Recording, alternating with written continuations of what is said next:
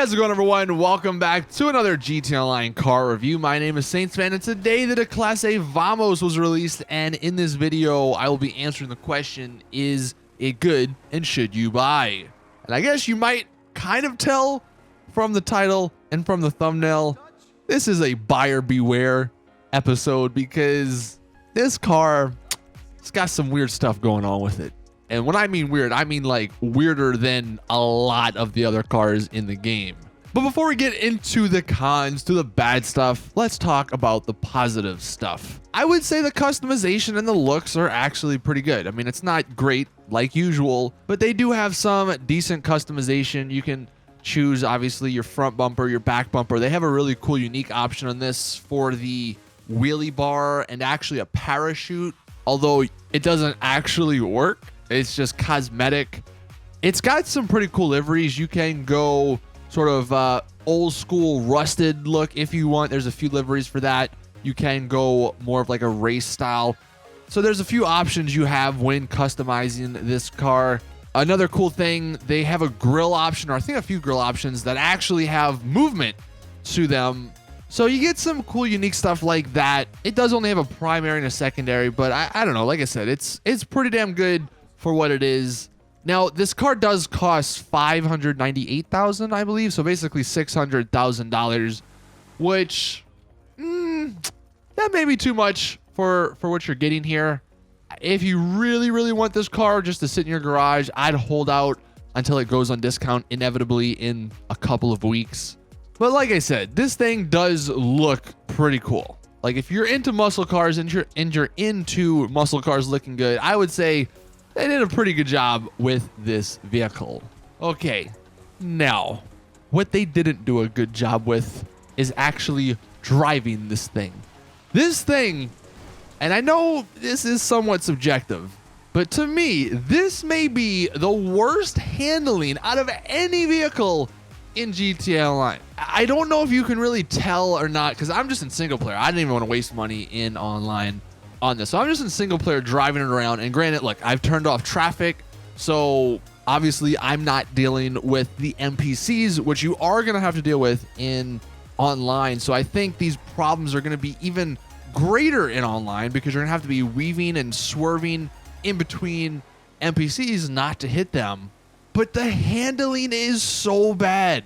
And again, I don't know if you can really tell based off of the gameplay, but just trust me, this thing is worse than the Lvly GTO. It's got those advanced handling flags, which means that when you hit a bump, it just goes flying.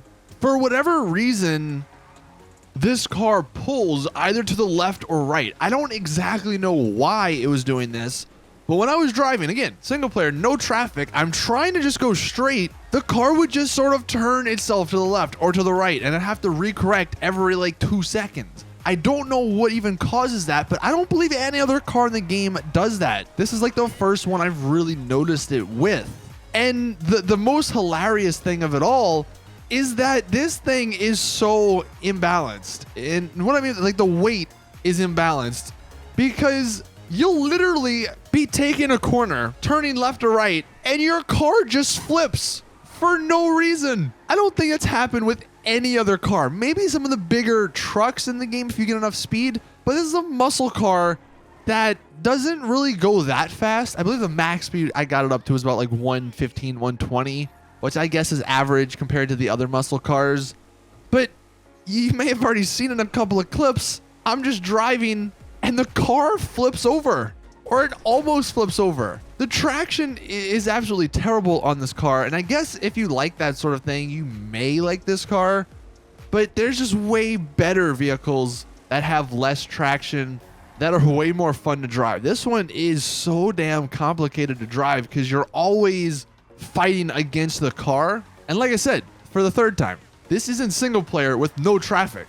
If you had traffic and you're constantly having to go left and right, up bumps, up curbs, these issues are going to be even worse.